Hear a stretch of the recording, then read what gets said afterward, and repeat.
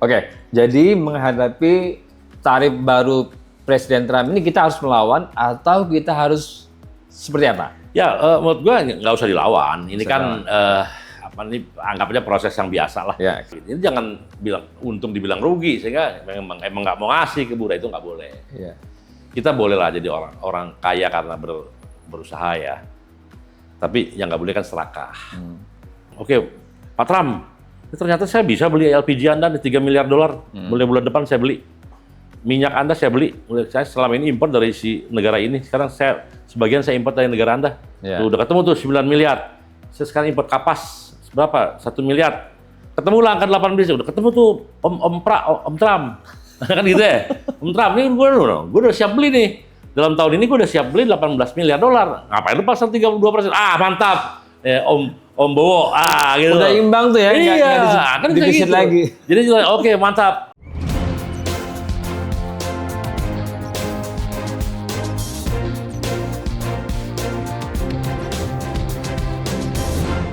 Selamat datang di Foy Talk, mari bicara bersama Foy.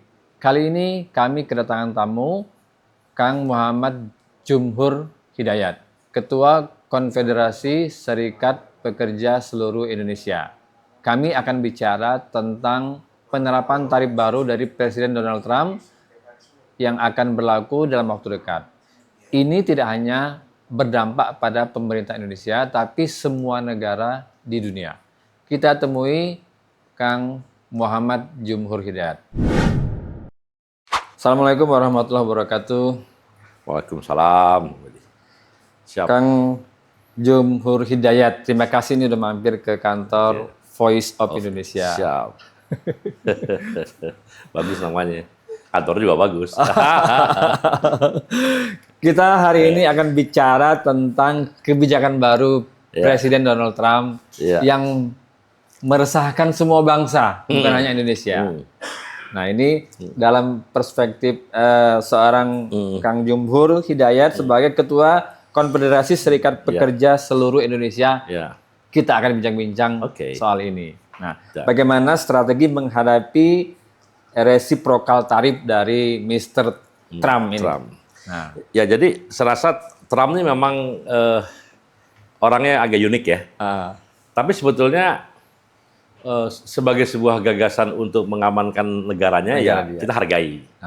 Cuman kan ada namanya kalau public policy ya, itu ada tahapan, ada proses. Dan dia ini gayanya kayak gaya pendekar mabok gitu loh. Nah, ini yang bikin orang terkejut-kejut kan. Misalnya tiba-tiba 32%, 50%, 51%, kira gitu-gitu kan. Nah, itu kan bisa aja tuh dicapai, tapi mungkin dengan bertahap. Gitu ya. Karena untuk mencapai titik itu kan di sana juga puyeng. Ya. Di industri lokal juga puyeng ya. Jadi bayangin kalau dia misalnya mau gantikan industri apalah dari dia harus membangun di sana. Itu kan dia perlu sumber daya manusia, perlu pekerja.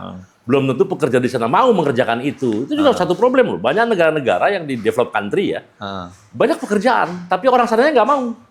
Begitu orang sana yang nggak mau, dia terpaksa harus meng-invite orang luar masuk. Itu kan satu proses yang ribet juga. Gitu. Salah satunya itu.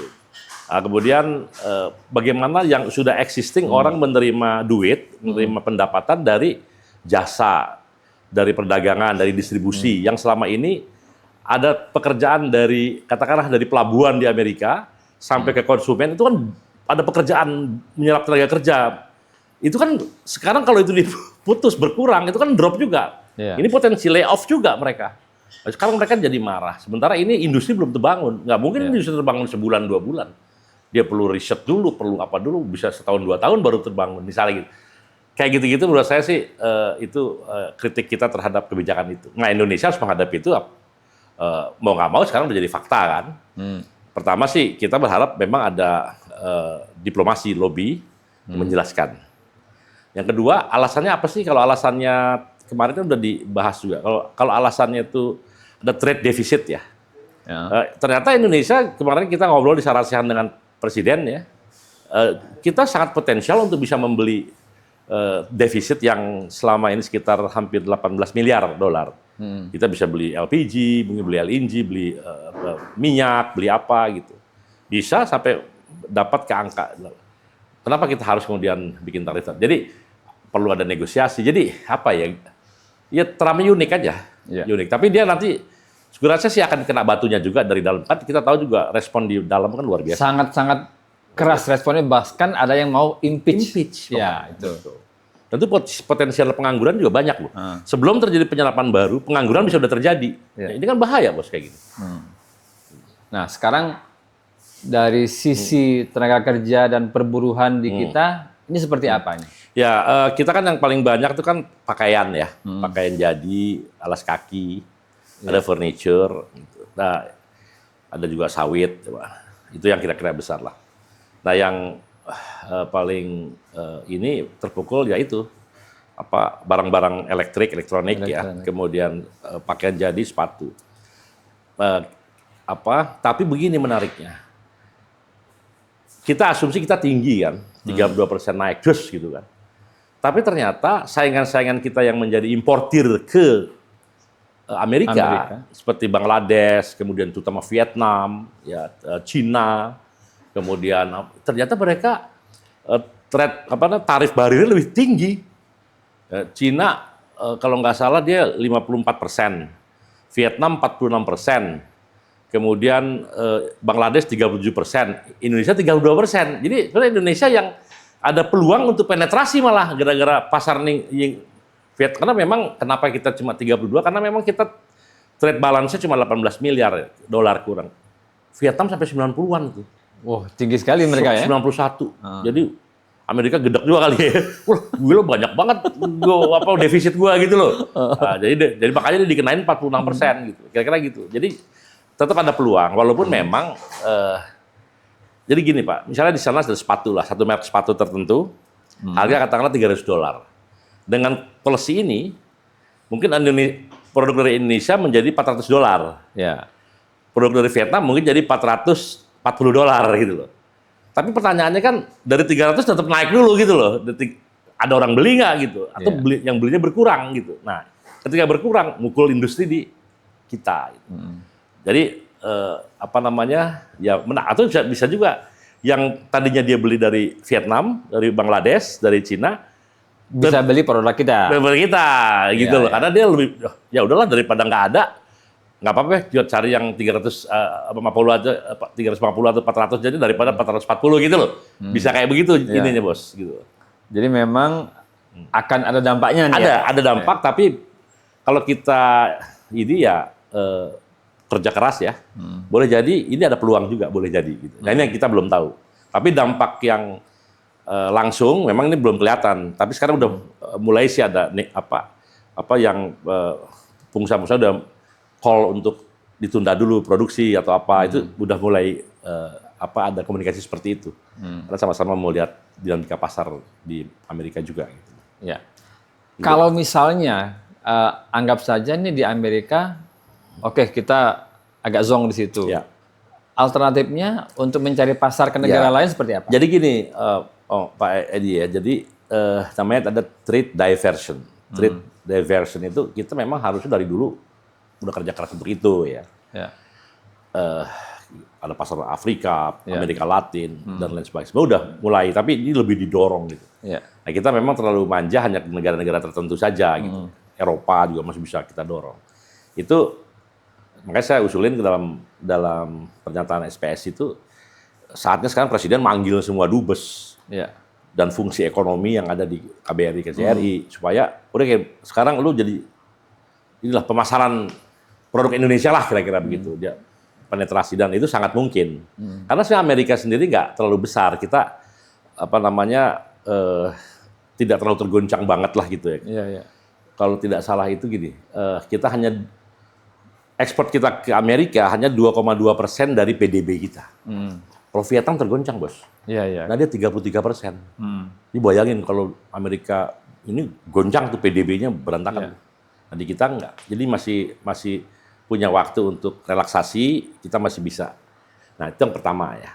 Trade diversion. Yang kedua, ini yang paling utama justru membangun demand dalam negeri. Iya betul.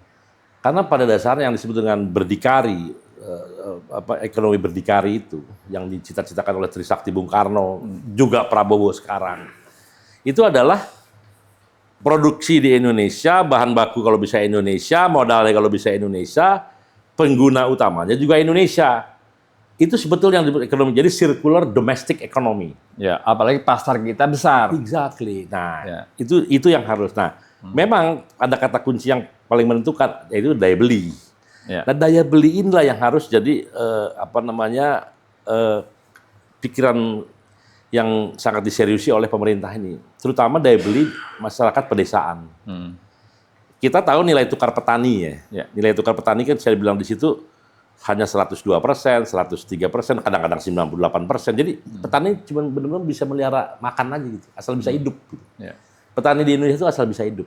Nah sekarang Prabowo udah serius nih, Presiden serius untuk meningkatkan nilai tukar petani. Jadi kalau di Thailand itu kan bisa sampai 130, 140. Ya lu bayangin, jadi kalau dia nanam duit 200 juta, pada panen berikutnya dia bisa terima misalnya 240 juta, 280 juta gitu. Dia punya uang gitu. Nah kalau bayangin itu ada 130 juta orang di pedesaan. Ada sekitar 30 juta petani dan keluarganya total 130 juta orang. Ya. Kalau mereka punya duit, bos, itu beli sepatu, beli sendal, beli baju, lo bayangin. Beli motor, beli apa. Itu circular tuh. Nah ini yang, kenapa gue bilang begitu? Karena begini, harga komoditas di pertanian, dengan harga, kalau gitu, kalau harganya tinggi, mahal dong. Enggak. Selama ini di sini juga rakyat udah mampu dengan beli harga ini. Tapi ternyata begitu masuk ke ladang, ke sawah ternyata atau ke kebun, harga kebun dengan harga ini kok jauh jaraknya. Yang untung siapa? Pemain tengah. Ya. Ini namanya pelaku rente. Nah pelaku rente inilah yang jangan, lo boleh untung deh. Tapi jangan kebangetan. Kebangetan dong. Masa lo nelayan nangkap ikan 10.000, berapa kilometer jadi 80.000 harganya. Kira-kira begitu kan? Nah yang untung ya gitu-gitu loh maksud gua gitu. Nah sekarang yang Kang Jumhur lihat ini langkah Presiden Prabowo untuk mengantisipasi tarif baru Trump ini seperti apa? Apakah sudah maksimal? Apakah masih rata-rata saja nih? Jadi kalau guidance-nya sudah ada. Kalau kemarin saya datang kan di acara ASEAN ya. Guidance dari Presiden sudah ada. Jadi dia bahkan kalau embassy kita di sana udah mulai. Sekarang belum ada loh embassy-nya. Ambasador. Iya. Embassy-nya ada ya. Jadi dubesnya belum ada. Dubes belum ada. Tapi fungsi embassy tetap jalan. Mereka udah meeting dengan United State Trade itu ya, USTR itu. Dan masih berlanjut dan Presiden akan merintahkan Menko Perekonomian ya untuk menegosiasi, intinya negosiasi lah, diplomasi. Tidak retaliasi. Karena ya kita juga ya, buat apa sih retaliasi? Kita dagang bukan musuhan kok gitu. Dan sebenarnya dagang itu kan sama-sama menservis rakyat kan. Kita menservis rakyat kita di sini, produksi, bekerja, impor ke sana juga menservis rakyat sana bisa dapat barang dengan harga murah. Kan sama-sama menservis. Dan sekarang gara-gara ini tarif jadi mahal, rakyatnya jadi nggak ke servis tuh. Jadi kalau jadi mahal kan gitu loh. Jadi ya sebenarnya kan intinya kita sama-sama menservis rakyat. Bukan kita musuhan negara yang antah berantah, enggak loh. Ya, harusnya sih kita bisa diplomasi. Dan gue rasa sih Trump ya membuka itu. Membuka diplomasi itu. Dia bilang, kan kalau di Twitter itu, kalau Cina saya tunggu, kalau Anda nggak turunkan, cabut itu tarif balas dendam, 34%. Jam 8 malam itu tanggal 8, gua akan naikin 50%. Tapi sebaliknya negara-negara yang meminta waktu untuk negosiasi, segera saya akan berarti lakukan. Masih terbuka sekali. Dia orang bisnis juga, bos. Dia cuma kadang-kadang mungkin dia pengen show off juga. Negara Amerika itu penting loh gitu loh. Dia pengen orang datang, pengen orang ya manusia lah, namanya juga manusia ya. Masih mungkin. Jadi Pak Prabowo udah memberikan message yang bagus ya. Misalnya gini, kita mereka defisit hampir 17 miliar sampai 18 miliar dolar. Sebenarnya kita bisa beli kapas dari sana, kita bisa beli minyak, bisa beli LPG, LNG, saya rasa angka 18 miliar tuh bisa terpenuhi. Terpenuhi. Harusnya bisa di counter trade-nya bisa lah, counter trade ya, itu bisa sebetulnya. Dan nggak ada masalah kan? Kita misalnya tadinya beli ke sini, kita pindah ke sini, ya kenapa? Ya kalau nggak, saya nggak beli ke sini, rakyat saya bisa PHK. Orang sana juga ngerti gitu ya. Ini namanya juga berdagang kan, kita cari yang lebih menguntungkan buat pihak-pihak gitu loh, kira-kira gitu. Jadi rasa sih ini. Kemudian dari sisi apa lagi ya? Dari sisi itu diplomasi iya. Kemudian tadi bahkan ada kalimat gini. Coba ada berapa puluh juta murid-murid SD, SMP kayak gitulah. Bagaimana kalau ada semacam afirmatif instruction atau apa gitu ya? Mereka harus beli sepatu setahun 2 atau 3 sepatu. Itu kan industri bisa tumbuh juga. Itu yang disebut dengan domestic economy. Nah, jadi itu pikiran seperti itu kan sebenarnya bisa ditangkap bahwa dia pengen uang itu berputar di antara kita. Jadi nggak usah terlalu ketakutan banget gitu. Tapi harus dikerjain. Nah, problemnya sekarang antara message dengan delivery itu sejauh mana. Nah, yang kedua yang ada juga diomongin penyelundupan. Terutama untuk tekstil, garment dan sebagainya itu kan, tekstil dan produk tekstil itu penyelundupannya gila, Bos. Banyak banget. Nah, itu harusnya dihajar habis. Dan Prabowo berkomitmen untuk itu. Pasar akan tumbuh dalam negeri itu dengan sendirinya. Nah, Presiden sudah bersikap seperti itu. Kan hendaknya ini kan diikutin oleh yang lain. Dewan, kemudian pengusaha, dan juga pelaku industri. Ini gimana mereka sudah lihat? Ya, jadi memang kalau dalam situasi seperti sekarang, kita harus membangun apa yang disebut dengan Indonesia Incorporated. Jadi kita ini Indonesia loh. Ada buruhnya, pekerja, ada pengusaha, ada pemerintah, ada DPR, ada semua. Karena yang menjadi ancaman kita adalah dari luar. Maka kita harus kompak. Nah, salah satu yang kekompakan tadi, kita minta pemerintah ada beberapa regulasi, penegakan hukum untuk ilegal import dan sebagainya, kebijakan untuk meningkatkan daya beli orang pedesaan, itu kan bagian daripada itu tadi ya. Kemudian pengusaha dan buruh, kita bicara burden sharing. Burden sharing itu berbagi kesulitan lah gitu. Jangan sekedar efisien PHK orang sembarangan gitu. Nah, itu kita bisa mitigasi, misalnya oke deh, kita mungkin pasar akan keganggu selama 6 bulan. Selama 6 bulan, oke, Anda tidak di PHK, tapi mungkin kerja selang-seling atau tidak kerja penuh seharian gitu. Itu banyak yang bisa dilakukan, tapi dia tetap dapatkan upah gitu loh. Jadi dia bisa memelihara itu. Atau yang paling ekstrim lagi, sebetulnya, kalau pemerintah bisa mendapatkan PPN dan biaya masuk dari barang-barang yang selama ini ilegal, barang-barang yang selama ini gelap penyelundupan, nah itu dikenakan tarif gitu kan, ini ada duit masuk buat negara. Nah, kayak kemarin ya tahun 2022, 2023 datanya terakhir itu, selama 2 tahun itu hampir 60 triliun barang selundupan dari Cina doang. Luar biasa ya. 60 triliun, Bos. Nah, lu bayangin kalau ada PPN di situ, ada apa, itu mungkin bisa dapat 6-10 triliun lah dari situ. Biaya masuk, PPN dan sebagainya. Itu dengan tambahan dua segitu, bisa jadi perusahaan-perusahaan yang keberatan soal ada goncangan ini sehingga dia tidak mampu membayar upah, bisa jadi mungkin tanda kutip di bridging lah.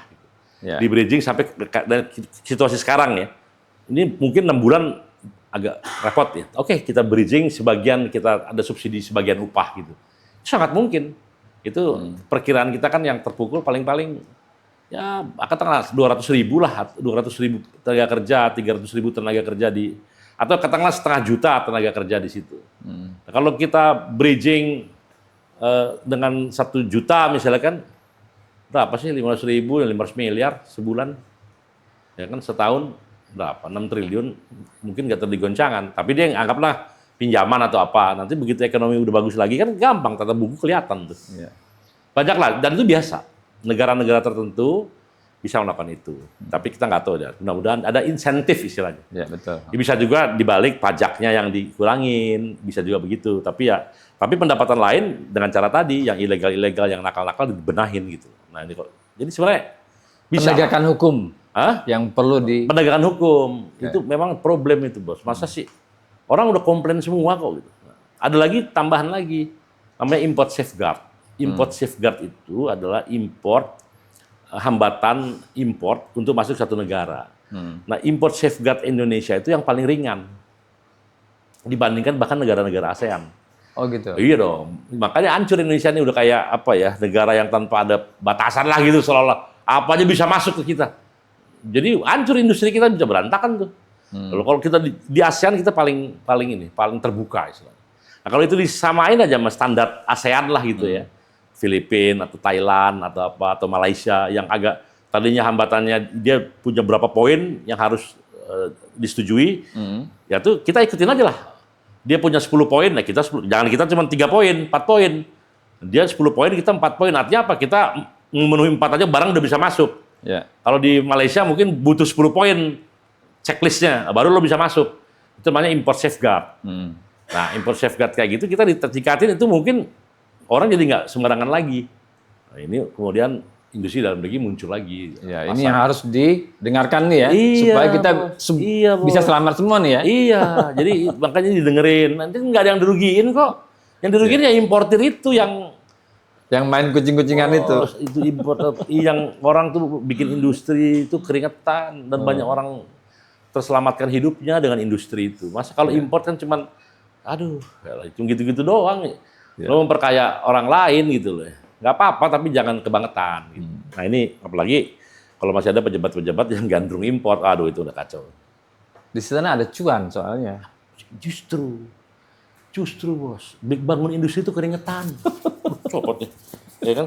Bangun industri itu keringetan. Jadi apa namanya? Pemerintah keringetan. Kemudian pengusaha keringetan, buruh keringetan, semua keringetan. Tapi kalau import, Bos, aduh, triliunan duit. Jadi memang ada moral hazard di situ. Iya, betul. Moral hazard. Oke, jadi menghadapi tarif baru Presiden Trump ini kita harus melawan atau kita harus seperti apa? Ya, menurut gua nggak usah dilawan. Ini kan anggapnya proses yang biasa lah. Ya, okay. Dia juga melakukan itu kan bukan membenci kita, bukan dalam rangka membenci Indonesia. Dia berencana ingin supaya Amerika industrinya bangkit lagi, lebih bangkit kan gitu. Semua orang boleh dong punya pikiran kayak gitu.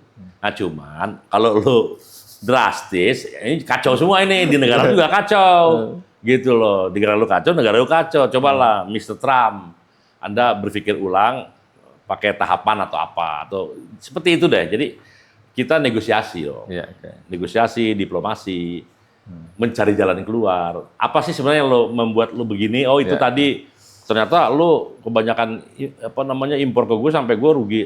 Bukan rugi lah, bukan kehilangan, tapi 18 miliar dolar defisit. Ya udah kalau gitu, gue beli deh dari lo deh, beli kapas dari lo, kan bisa sebenarnya tuh. Gitu. Jadi negosiasi, bukan retaliasi, bukan dendam, balas dendam. Kalau balas dendam nanti kan akan tegang kisruh, lagi. Bisa kisruh. Ya. Cina balas dendam. Kanada balas dendam, Meksiko balas dendam, Eropa setengah-setengah lah. Sebagian ada yang marah, sebagian masih terbuka untuk gitu. Jadi kita nggak ngambil posisi itu. Bukan berarti kita takut ya, nggak ada urusan. Ngapain nih, bukan ini kok. Orang mau memperjuangkan negaranya ya nggak apa-apa, dia hak dia kan. Masa ngapain kita ini? Gitu. Jadi cara pandangnya harus diubah nih ya. Iya dong. Jadi kita marah-marah balas dendam, ya buat apa gitu loh ya, malah rugi, jangan-jangan kita malah jadi rugi, malah jadi banyak musuh, buat apa? Biasa-biasa aja kok, gitu, Pak Edi ya kan. Oke, sekarang ini kondisinya di tataran teman-teman buruh, pekerja, seperti apa dengan hal ini? Apakah sudah terasa mereka? Sebenarnya ketika terjadi pelambatan pertumbuhan ekonomi di dunia, di Eropa, di Amerika itu sudah mulai ada pengurangan pesanan. Ya. Ada beberapa ribu orang sudah pada tahun lalu ya, terpaksa harus di PHK. Gitu. Nah ini sekarang potensial untuk nambah. Nah tapi tadi kalau dimitigasi dengan baik, nah makanya di sini Menteri Tenaga Kerja, Menteri Perindustrian, Serikat Buruh, ya kalau bisa udah duduk bareng deh. Dan Presiden kemarin udah menyetujui usulan dari teman-teman buruh untuk dibikin satgas tentang problematika PHK yang terjadi karena akibat itu. Saya rasa Menteri Tenaga Kerja harus segera itu, ya dia membuat draft instruksi Presiden, diskusi dengan Mensesnek yang kemarin juga hadir di sana, ya. Kemudian siapa aja yang ditugaskan dan apa langkah-langkah yang dilakukan. Misalnya akan terjadi PHK di sini pada bulan ini. Nah, tapi mungkin bisa orang ini kerja di daerah mana, diarahkan atau kan bisa atau ada pelatihan, reskilling. Oh dia, lo tadinya ahli ngejahit, tapi sekarang lo ada kesempatan di bidang ini. Ya udah dilatih sebentar untuk dia bisa kerja. Gitu-gitu loh. Ini harus ada satgas yang itu bagus. Khusus segera dibuat impresnya gitu. Impres tentang satgas ini gitu, pembentukan satgas ini. Itu dari sisi pemerintah. Pemerintah. Nah, kalau dari sisi teman-teman pekerja, apakah mereka sudah bersiap menghadapi keadaan ini? Satgas itu juga melibatkan pekerja. Pekerja. Jadi kita pekerja iya, pengusaha iya. Jadi kita Indonesia Incorporated tadi. Jadi kita jangan lagi misalnya tugas negara, oke ini kita duduk sama-sama. Oh ini tugas lo kerjain. Oh ini tugas gua kerjain. Tapi semua dalam suatu itu bagus idenya tuh, ide tentang satgas itu, dan Prabowo udah merintahkan langsung kemarin kepada Menteri Tenaga Kerja untuk dieksekusi. Maka sekarang usul saya sih kalau bisa per hari ini harusnya draftnya udah ada tuh, serahkan ke Mensesnek dibahas, langsung keluar. Jadi kita udah tahu itu dari sisi pemerintah, termasuk stimulan insentif yang mungkin diberikan kepada pengusaha, ya kan jenis burden sharing atau burden sharing itu menerima kesulitan bersama itu seperti apa. Oke, lu jangan gampang PHK. Ini tapi mungkin bisa kerja freelance, bukan freelance diatur jamnya atau selang-seling atau apa. Yang penting orang masih punya harapan untuk bertahan. Gitu.